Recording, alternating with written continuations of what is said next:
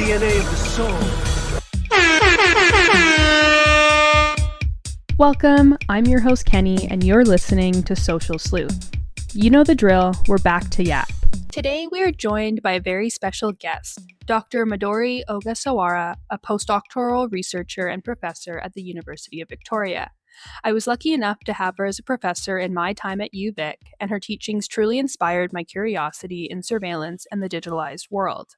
And what do you know? I have a podcast about it now. Drum roll, please. Can anybody guess? Welcome, Midori. Thank you for coming. To jump right into it, can you share a bit about how you got here and what drew you to surveillance and sociology? Sure. Yeah. Thanks for having me. So as you may know, I was an investigative journalist for a long time in Japan. I worked for the Japanese national newspaper, Asahi Shimbun, after 1994. And then the year of 1999, the Japanese government decided to develop the digital national registration system. It used to be like a paper-based the national registration, but they wanted to convert it in a digital form.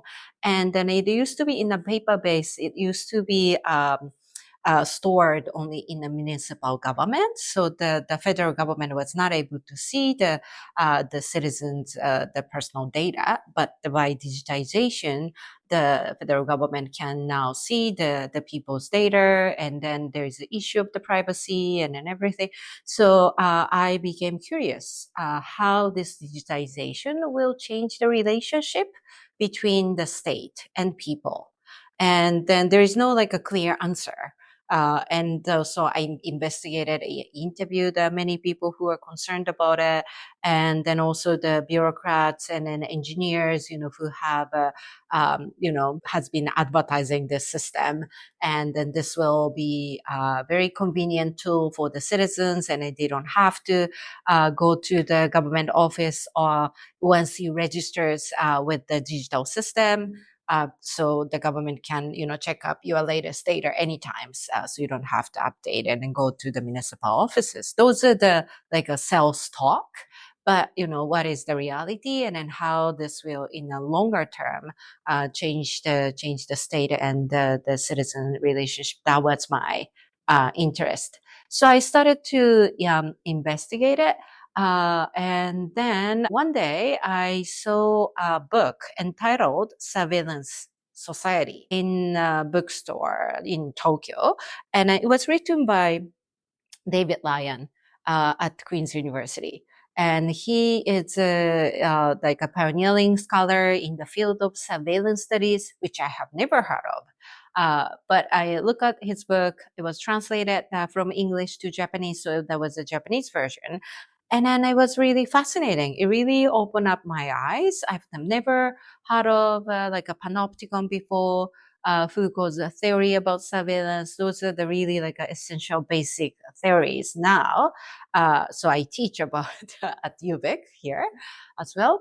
But anyway, that really opened up my eyes that there is just something you can't really hear in interviews. However, you can dig up more deeply through the theoretical lens. So that's why I apply for the master's the program at Queen's University to work with David Lyon, and I was accepted. So that brought me to Canada. Yeah. Thank you. I guess before we get into more about your research, I think a common saying when talking about surveillance, but if you have nothing to hide, then you have nothing to fear. What's your response to this when it's compared to digital surveillance and privacy? Yeah, it's all the same, isn't it? Like we've been hearing this for a long time. I would say, yeah, during the war on terror, as a reaction to the 9/11 tragedy, I think we started to hear this saying more often, and then more often from almost all the time from the government side. And I don't think it's proved. Like what we see, like right now, when you look at the borders, southern border from this country, what is happening is people are detained or they confiscated their the cell phone or laptops. They ask the border security, ask you the passwords or what kind of apps you download already, and then is this true? Like, if you have nothing to hide and you have nothing, to worry about? No, I think everybody's worried about. I hear the many anecdotes, people who already, scheduled the travel to the US, United States, they leave their cell phone at home or they delete all the apps which Trump doesn't like, or like they trying to erase the data or any traces, that can ignite, suspicion against themselves. So that means, they are not really those, the people who carry the cell phone and then the laptops. They are not doing anything criminal, right? But they still want to. They don't want to gather the suspicious gaze from the border security, so they like to delete them. So and then there are also the many reports on the U.S. campus, university campuses in the United States, the students who participated in encampment to support the Palestinians or go against the wars. Those people detained and then they are about to be deported, those reports we hear. So then clearly it doesn't, the consequences of surveillance is not the same with all kinds of people. Yes, we all are now exposed to the surveillance activities by the state and then also the corporations alike. But some people receive even more serious consequences of surveillance. So I don't think this is true, or it's fact. I would agree.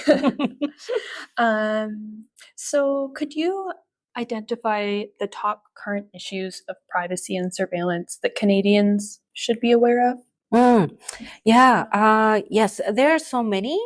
And then because I've been investigating and also researching the area of surveillance studies in the last 25 years. So there are always like evolving issues all the time. And for example, right after 9/11, there is a new mass surveillance facilities at the airport or even in a shopping mall. There are more CCTV surveillance cameras, and then now facial recognition system. Just technology keeps going, and then almost in the last 20 years, almost anything we call smart that has the issue of surveillance and privacy invasion. So it's hard to keep up with all these technologies, but I would say, the facial recognition system or DNA surveillance, biometrics, these are the technology which focus our bodies. And then the algorithm trying to read your behavioral pattern, emotional pattern, or your relationships. And then these all like a visual information and visual and an audio information trying to read off your internal thoughts. And then I think that part is very alarming to me. It's not only surveillance capitalism anymore. The surveillance capitalism is basically trying to monetize your behavioral patterns, your consumption, what you are more likely to spend the money, all these kind of, analytics that trying to produce more wealth for the corporation. But over time, I think especially the recent studies find the stronger connection actually between those, corporations such as Google or Microsoft or Meta, Amazon, and the state agencies. Especially in the case of the United States, they have a really close connection in the political economy. So then I think we should equally pay attention to what type of data the states has been collecting, as well as the corporation. And then I think because of the Snowden revelation after the 2013, it's safe to say those data that big corporation gathered eventually go to the government. And then if we're going to use this data in the government, it's hard to tell, but definitely the central actor is intelligence agency and police. So we hear these news, the police started to use the algorithm and the facial recognition system. So they suspect a certain type of people, and then there is a wrong accusation already happening in the United States. So yeah, so I would like to draw more attention, like people's attention to this area of the surveillance activities by the government. This kind of feeds into my next question about changes to surveillance regulation.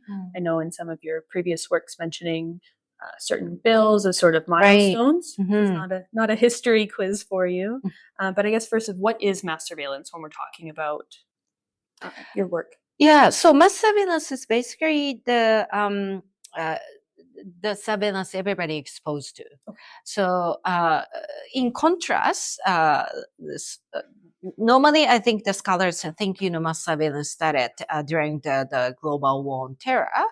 And then, so before that, the intelligence agencies, national security intelligence agencies, or the police, they normally have a focus of the suspicion already on the certain group of people, which was not really right or great either. However, at least there is a focus in advance. And then they started to collect the data about this group of people, like Black people, indigenous people, or men rather than women. There is a tendency of the problematic tendency definitely there. However, after the war on terror, there is a shift of the data collection from the focused group to almost everybody. And then that is the mass surveillance.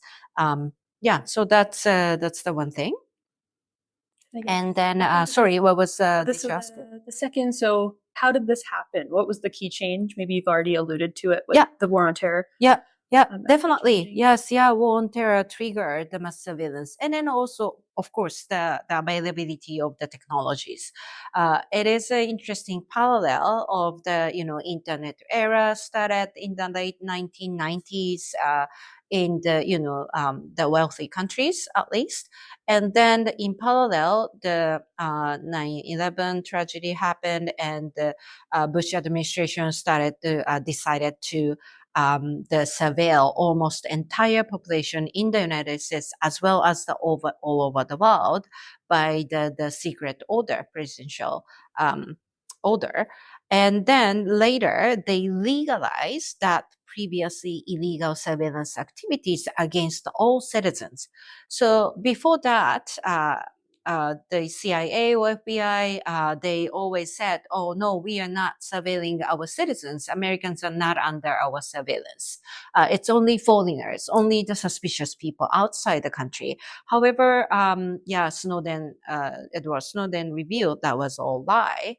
And then actually, as early as the 2004, the NSA,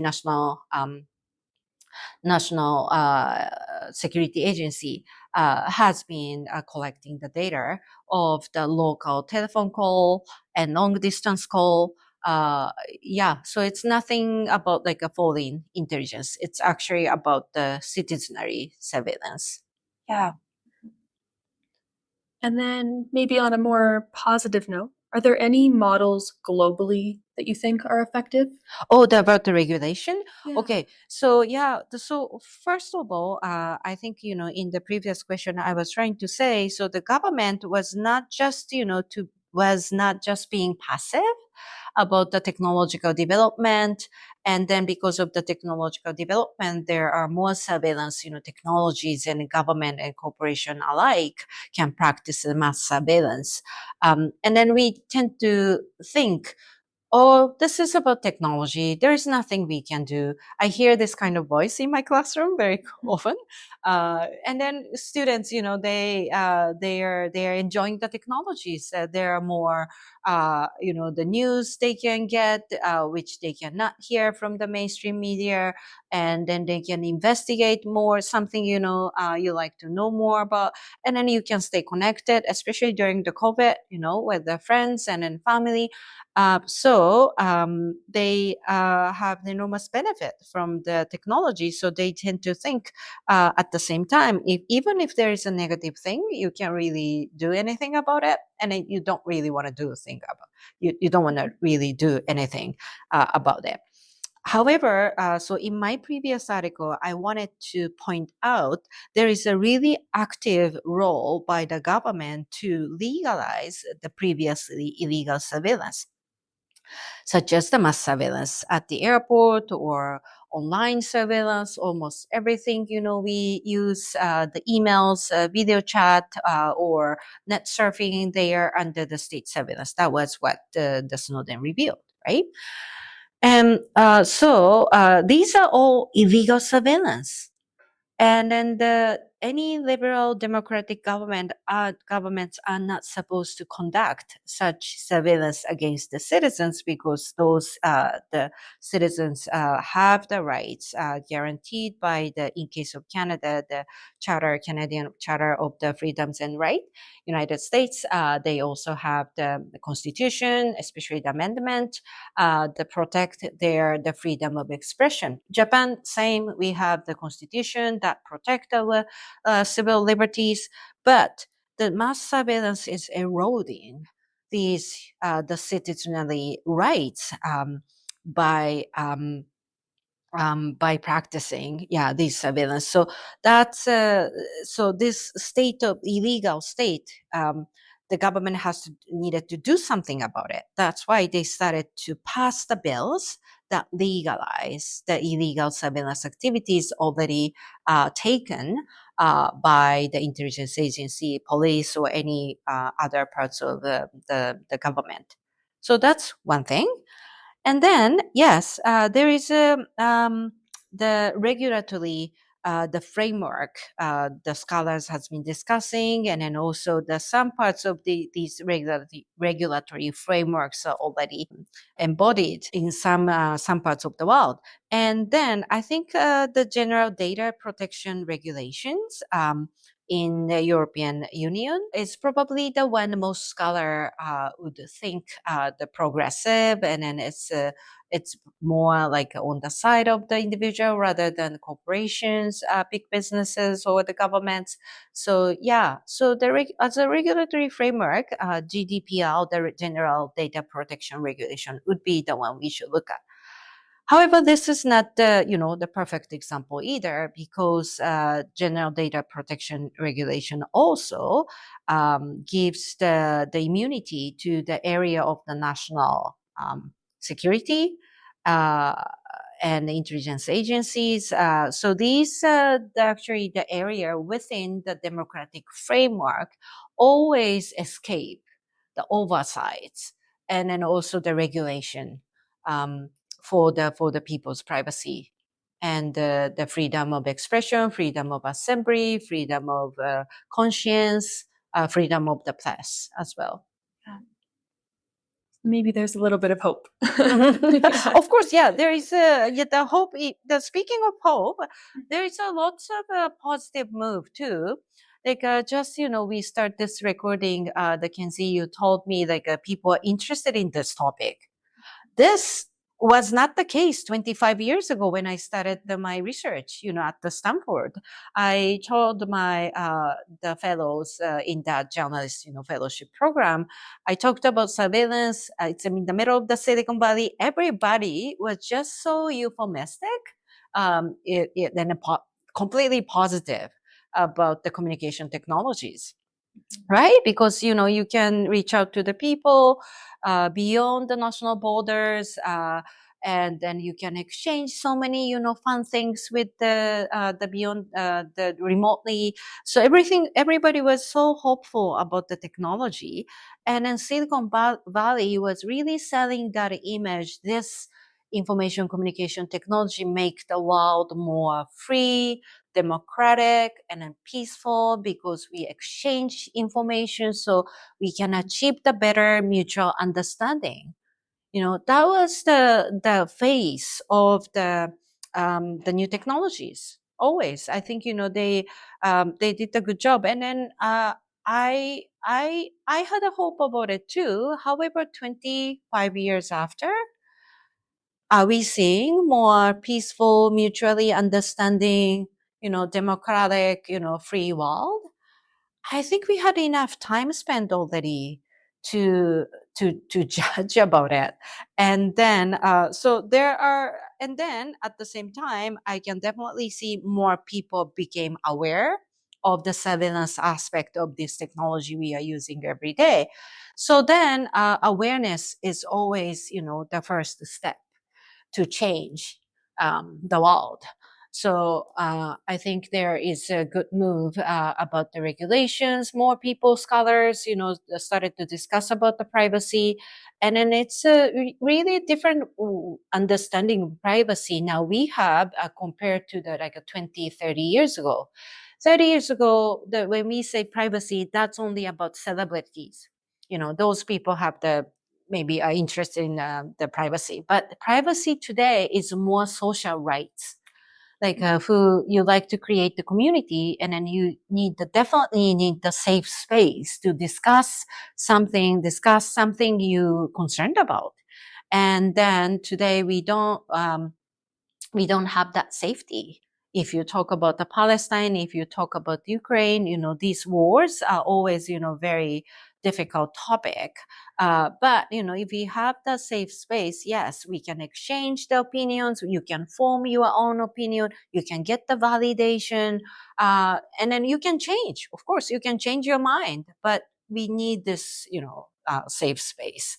And then it can be the privacy issue, right? So it's not only the individual rights anymore; it's more social issue, social rights, and then community concern as well. So in that sense, definitely we have a good reason to have hope. But at the same time, um, we have to fight for it. So that's something you have to take action for sure. Yeah, you cannot just sitting in and hoping. You have to do something to get a hold. Yes.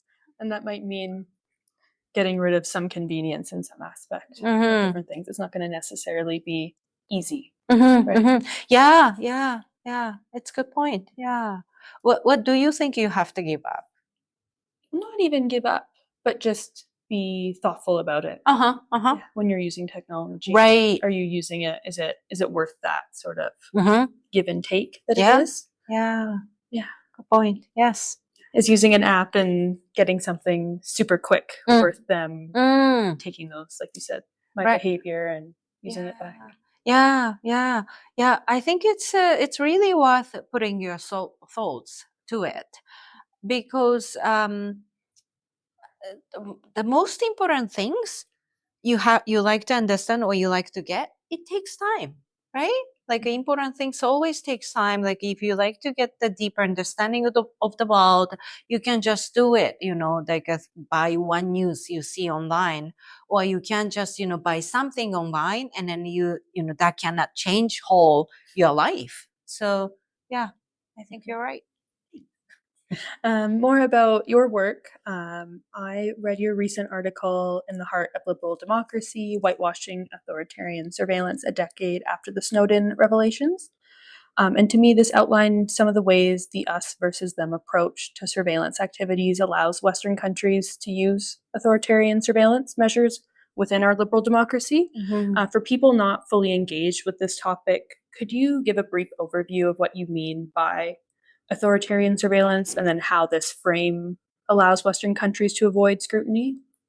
Sure. Sort of, I guess, our earlier talk about pursuing increased surveillance.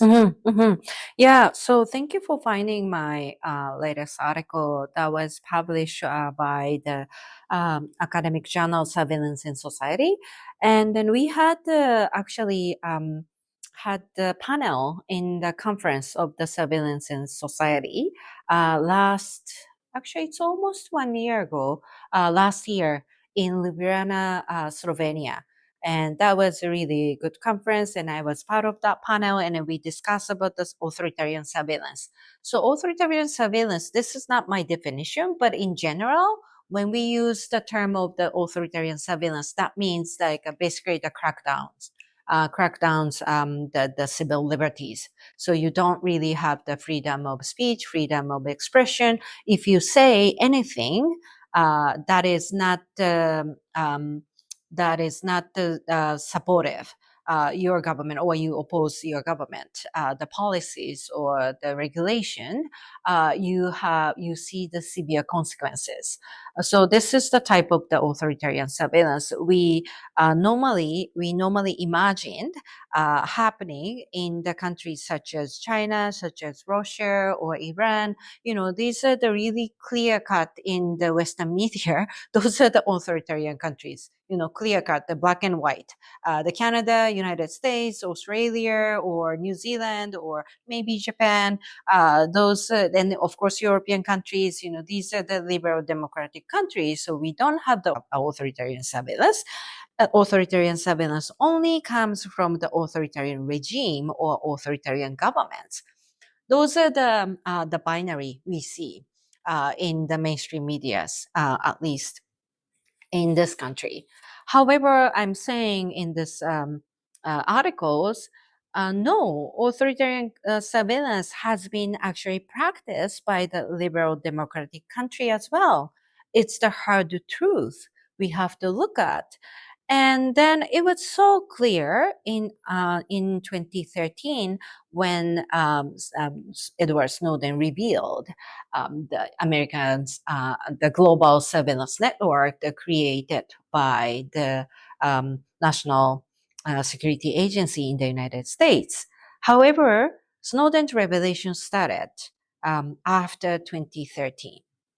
And then he revealed a massive amount of the top secret, the confidential documents from NSA. So it's actually basically it's not ended yet, and it's continuous. However, it was so clear 10 years ago, but now 10 years after, I think the American government as well as the Canadian government, they want us, the people, to forget about it. And then the authoritarian government is only coming from China, Russia, or Iran. And why do they concerned about it? The government, they're concerned about it because it was clearly, again, illegal surveillance against their own citizens. And then they are now concerned about how China, Russia, or Iran are using the surveillance technologies as the authoritarian surveillance. But I think in this case, particularly China, because China has the technological development in the last 20 years very rapidly. And then they are, as they have a really big economy, markets as well. And then the Chinese government invested into the area of technology so much. So they created the electric vehicle as well. The same thing about the surveillance technologies.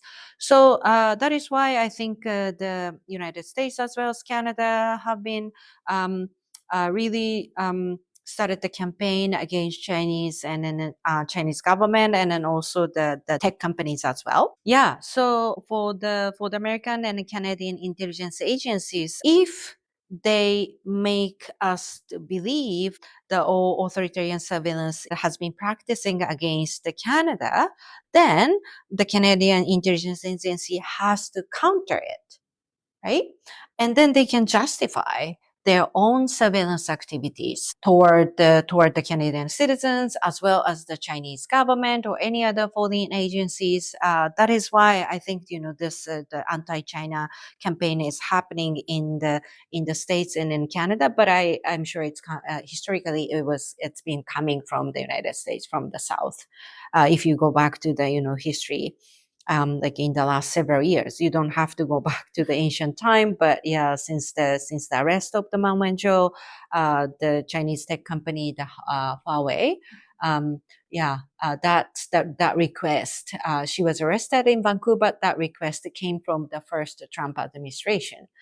So since then, yeah, China-Canada relation became really bad, and then it's a really unfortunate trend. But I can see the rise of the anti-China campaign in the last 2 years, especially in the through the media, such as the Global Mail, Global News. They say the Chinese government has been interfering the Canada's national election. I don't want to talk much about this because because we need more time. But anyway, I wanted to point to the very existence of the authoritarian surveillance is actually coming from the heart of liberal democracy, which is NSA surveillance in the United States. And Canada is also the part of it because NSA surveillance partnered so-called Five Eyes countries: Canada, Australia, New Zealand, and UK.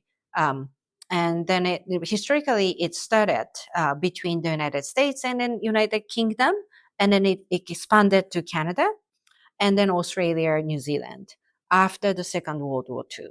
So Five Eyes country is the biggest surveillance network all over the world. I don't think even China which has a really high standard of technology, has the same scale of the global surveillance networks. Yeah, US is still the champion, and then Canada is part of this Five Eyes networks. So historically, surveillance has been created in the heart of liberal democracy, and then that gives us a really serious question: how we like to understand this? If the mass surveillance, is coming from the heart of the liberal democracy, there is something we should seriously think about democracy for our future. Yeah. Yes. I definitely recommend everyone, if they're inclined, to read your article. Thank you. To get more of it. Not just because you're sitting right here. It was really thoughtful and very well written. Thank you. I think it's really, really topical for that comparison between countries, and like you said, taking it as an opportunity to increase surveillance. Yeah. But I don't think a lot of people are thinking of, or it feels taboo to think of. And you made a good point in your paper about addressing this doesn't discount other uses of authoritarian surveillance. Mhm. We can talk about it without discounting it elsewhere. Yeah. May I say one more thing about that? I wrote this article because I thought it's really dangerous to go into this competition of mass surveillance. So now Canada and then the US are defending themselves against China. So we need this technology to counter. And Japanese government, just in the Japanese version of Parliament, they are discussing new bill called the Cybersecurity Bill. And then that allowed the Japanese government to take action against the other countries in the cyberspace. And then they kind of, they are definitely trying to legalize, previously illegal surveillance activities because it's about cyberspace. So then the government has to look at the individual communication in the cyberspace. Otherwise, they can't identify what's the threat. Right? Like when the government can find any national security threat in the cyberspace, they can take action to counter it. That's the idea of the bill. But that's what the Canada passed as the Bill C 59. I believe that was 2017. Yeah, 17 or 18. But anyway, so Canada has the same power now. And then, you kind of use the national security threat to justify your illegal surveillance activities. And then we keep, giving the more power to the government, to the Canadian government, to the Japanese government and Chinese government. Once it becomes a national competition, there is no end of this. And then who gets, the negative consequences of this? People, right? Like they use all the discourse of the national security. So it sounds like the threat is always outside the country, but actually the intelligence agency look at the people, internal population, of course, as well as external population. But anyway, this is like a wall structure they are kind of leveraging their own power over the people in the framework of national security. So that is a really slippery slope and then dangerous zone we are getting into it. It's almost like a nuclear arm race. That's why I wanted to warn people we don't want to go to this nationalistic framework, because at the end of the day, there is no national border in the cybersecurity, cyberspace. Everybody get the negative consequences by the government mass surveillance. Yeah, It's a good warning. thank you. And then in the interest of time, to not keep you, I have the two shorter last Sure. questions. Okay. As someone who studied and engaged deeply in this topic, what do you wish more people were asking? Definitely. I think I said this right now. I think people think, I think people are already living in the borderless, more borderless, the space of the communication. However, our mindset is still so nationalistic. People's minds still have the borders. And then I think because of the Trump tariff, the Canadian, started to think about more sovereignty, which is good. I mean, we have the good reason to do that. But at the same time, if we stay only in the nationalistic, the framework, we can't really stop this competition of the mass surveillance among the countries, especially the advanced, countries and then liberal democratic countries, which is no good, in my view, for the people. So I hope, people can be more, how to say, the free from this, nationalistic view, and then see find the more common goal. Common goal in almost any like social issues. And then, as I said at the beginning of our conversation, definitely at the national border today, who are getting more negative consequences of surveillance. Clearly, the people of color, Black people, indigenous population as well, and LGBTQ people. And then, so they are not, traditionally um, um, like a privileged group, clearly. Yeah. So I think it's very important to have the solidarity among those, minoritized social groups, and then find the common goals. And of course, every group has a different issues, different level of the consequences. So I don't, flatten their experiences. However, I think it's very important to have some sense of the common goal as well as the solidarity to achieve the certain goals. So that's why, I think people are asking already good questions, excellent questions actually.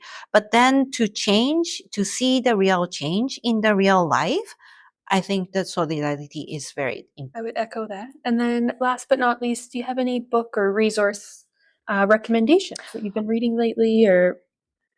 Yeah, good question. Because I just finished my final book manuscript last week. I sent it into the publisher.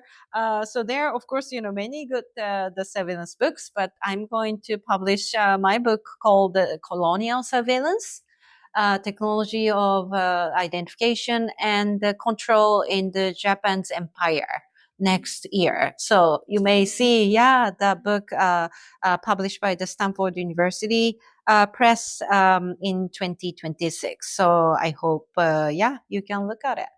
I definitely will. Sorry, self promotion. No, that's definitely okay. Well, thank you. It was nice to have you on my podcast. You're very welcome. Thanks for having me. Wow, I hope you enjoyed all Midori had to share. I'm always reminded how surveillance studies showcases just how layered and dynamic these systems that govern us can be. Some true food for thought. Thank you for listening, and you can find this podcast and more on my Substack at KennyC402. And for more from Midori, I will have her linked in this episode's description. Keep sleuthing.